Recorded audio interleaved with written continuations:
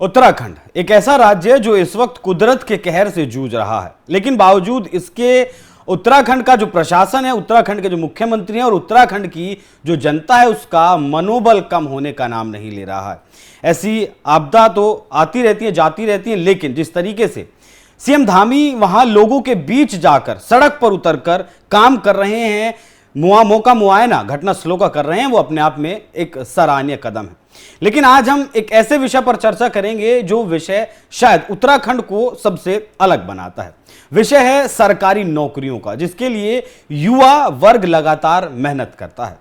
उत्तराखंड से एक रिपोर्ट सामने आई जिसमें यह बताया गया, खुद मुख्यमंत्री ने भी इस बात की पुष्टि की और उन्होंने प्रशस्ति पत्र भी छात्रों को दिए, या फिर जो सरकारी नौकरी जिन्होंने प्राप्त की है उन्हें दिए हैं।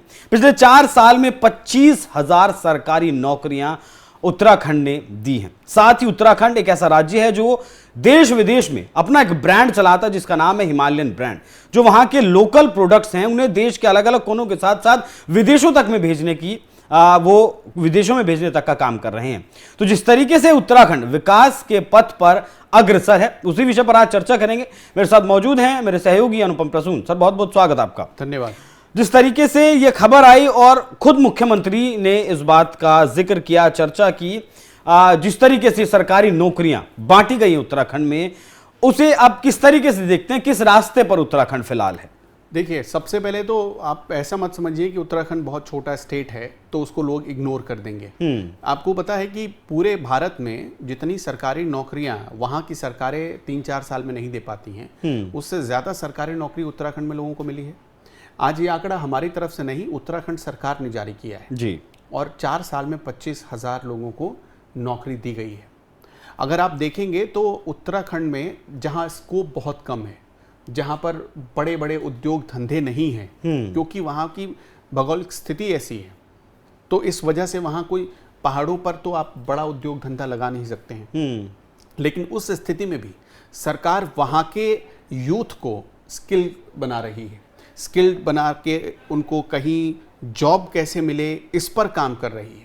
और खुद जैसा आपने बताया ही पहले आंकड़ा कि सरकारी नौकरी 25,000 मिल गए लोगों को, तो ये उत्तराखंड के लिए एक बहुत बड़ा अचीवमेंट है, एक माइलस्टोन जो उत्तराखंड ने साबित किया है। एक तो क्या, पहले वो एक छोटे स्टेट की छवि से बाहर निकल चुका है, ये समझ लीजिएगा आप। उत्तराखंड में जो लोग ये समझते थे कि भाई ये सिर्फ पहाड़ है, पेड़ है, यहाँ कुछ नहीं हो सकता है, यहाँ लोगों को रोजगार क्या मिलेगा, वहाँ पर नए रोजगार और वो भी सरकारी नौकरियाँ सृजित की गई, वहाँ पर वहाँ के यूथ को नौकरी दी गई।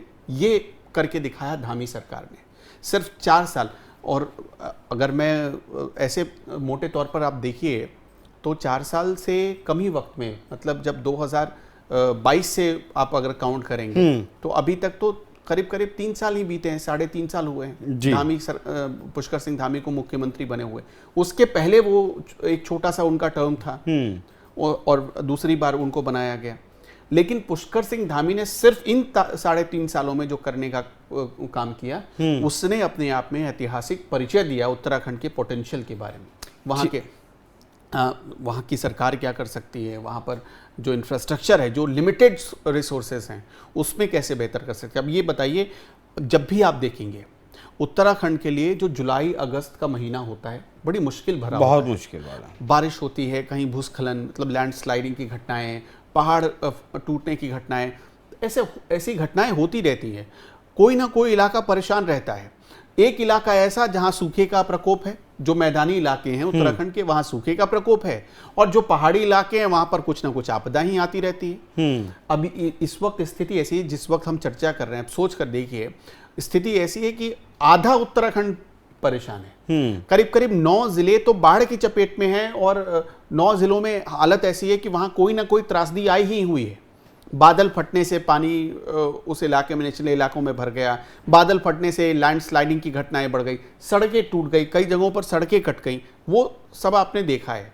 उससे क्या प्रतीत होता है? उससे देखिए, ये सारे जो आपदाएं आती हैं वो विकास में बाधक हैं। सरकार एक तरफ मतलब ऐसा सिस्टम बनाने की कोशिश करती है कि जो डेवलपमेंट के काम चल रहे हैं उनमें फ्लो बना रहे, और उस फ्लो के बीच ये आपदाएं ऐसी आ जाती हैं कि रास्ते रोक देती हैं। फिर भी इन 3.5 सालों में उनको पार करना है। कैसे पार करना है, साइंटिफिक रूप से क्या करना है, आप देखिए कि लेबर वहाँ के क्या कर सकते हैं, मतलब हम शारीरिक रूप से क्या कर सकते हैं, वो तमाम चीज़ों को देखते हुए, अपनी संभावनाओं को तलाशते हुए उत्तराखंड आगे बढ़ रहा है, और तब जाकर 25,000 लोगों को नौकरियां मिली हैं। बिल्कुल। और ने जो वादा अभी किया है पुष्कर सिंह धामी ने, उसको सुनेंगे तो ये सिलसिला अनुवाद, औसतन आप देखें तो करीब 7,000 लोगों को हर साल नौकरी मिल रही, सरकारी नौकरी मिल रही उत्तराखंड के बच्चों को। तो ये उत्तराखंड के बच्चों के लिए एक तरीके से स्वर्णिम काल है।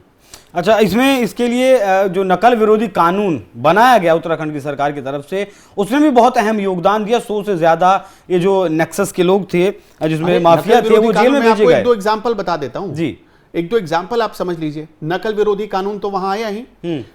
मोटे तौर पर उत्तराखंड में कोई भी परीक्षा होती थी, उत्तराखंड के परीक्षा सेंटर जो भी बनते थे, उनकी हालत क्या थी पहले, आपको जानकारी है या नहीं, मुझे नहीं पता।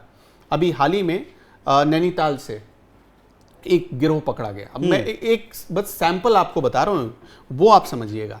एक गिरोह पकड़ा गया, उस गिरोह के बारे में जब धीरे धीरे जानकारी जुटानी शुरू हुई, पुलिस ने जानकारी जुटाई, तो पता चला वो गिरोह कई सालों से उत्तराखंड के अलग अलग शहरों में बैठा हुआ है। देहरादून में उसका नेटवर्क है, मसूरी में उसका नेटवर्क था, नैनीताल में उसका नेटवर्क था, उत्तराखंड के हरिद्वार में उसका नेटवर्क, हर बड़े शहर में उसने अपना नेटवर्क फैला रखा था। वो काम क्या करता था, परीक्षा होने वाली होती है उससे पहले ही क्वेश्चन पेपर लीक, पहला ये। दूसरा कि वो डमी कैंडिडेट भेजते थे। जैसे मान लीजिए कि वहां किसी कार्तिक को बैठना है, और उस कार्तिक की जगह कोई दूसरा लड़का कार्तिक बनकर जाता था, और वो सारे क्वेश्चन पेपर सॉल्व कर देता था।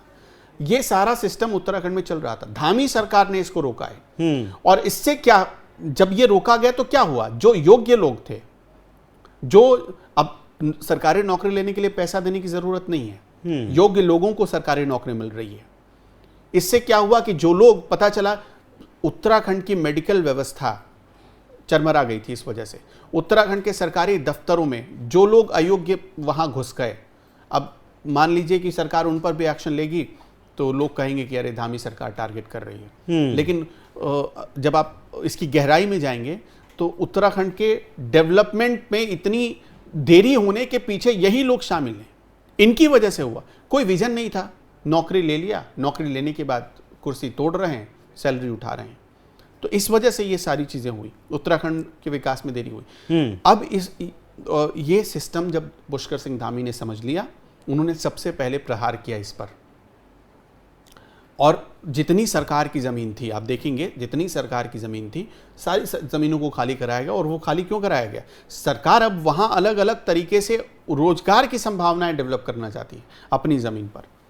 पता चला बात, पहले अपनी ही ज़मीन को खाली कराने के लिए सरकार को जेब ढीली करनी पड़ती थी। तो ये सारे सिस्टम वहाँ पर ख़त्म हुए। इसीलिए इतनी नौकरी सरकार दे पा रही है, और योग्य लोगों को दे पा रही है, जो ज़रूरतमंद है, होनहार पढ़ने वाले लोग हैं, उनको मिल रही है। और 2022 में मुख्यमंत्री की तरफ से जो युवाओं को स्किल्ड करने की योजना चलाई गई, उसका नतीजा आज ये है कि जापान जैसे देशों में, जहां की टेक्नोलॉजी बहुत ज़्यादा हाईफाई है, उन देशों में भी आज उत्तराखंड के युवा काम कर रहे हैं। बाकी सर, बहुत शुक्रिया आपका चर्चा में जुड़ने के लिए। बाकी आप लोग जाते जाते सुनिए इस मौके पर उत्तराखंड के मुख्यमंत्री सीएम पुष्कर सिंह धामी ने क्या कुछ कहा। साथ ही मैं आज समाज कल्याण विभाग, जनजाति कल्याण विभाग में सहायक अध्यापक के पद पर नियुक्ति पत्र प्राप्त करने वाले सभी अभ्यर्थियों को बहुत शुभकामनाएं देता हूं, बहुत बधाई देता हूं। साथ ही आज जनजाति कल्याण विभाग की 15 करोड़ से अधिक की विकास योजनाओं के आज हमने यहां पर लोकार्पण शिलान्यास भी किया है। मुझे पूरा विश्वास है कि ये योजनाएं न केवल जनजाति समाज की आधारभूत सुविधाओं को सशक्त बनाने में सहायक सिद्ध होंगी, बल्कि नागरिकों को भी बेहतर सुविधाएं उपलब्ध कराने के साथ ही हमारे जनजाति समाज के विकास को नई उन्नति और नई गति प्रदान करेंगी। साथ ही आज मैं यह भी कहना चाहता हूं कि आज जिनको नियुक्ति पत्र प्राप्त हुए हैं, ये आप सबके परिश्रम, समर्पण और योग्यता का प्रमाण है। कि आज कुछ एक लोगों का 15 अध्यापकों का यहां पर आज हमने उनको नियुक्ति पत्र प्रदान किया, लेकिन इस परीक्षा में मुझे लगता है कि हजार अभ्यर्थियों ने भाग लिया होगा। उनमें से आप 15 का ही चयन हुआ है। निश्चित रूप से आपकी काबिलियत को, आपकी मेहनत को, आपकी योग्यता और प्रतिभा को मैं बहुत बधाई देता हूं, बहुत बधाई देता हूं आपको भी, और आपके साथ साथ आपके माता पिता जिन्होंने अपने जीवन में अनेक कष्टों को उठाया होगा, परेशानियों को सहा होगा, लेकिन आपकी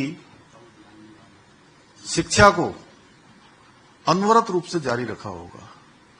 साथ ही अगर मैं आपके गुरु का नाम न लूं, उनका स्मरण न करूं, तो मुझे लगेगा कि अदांकी जी ने इतनी बड़ी बात यहां पर कही कि इनके गुरु को सारा स्मरण हो गया, उनकी स्मृति वापस आ गई, तो मैं कैसे उन गुरुओं को स्मरण न करूं जिन्होंने यहां तक आपको पहुंचाने में अपना योगदान दिया है।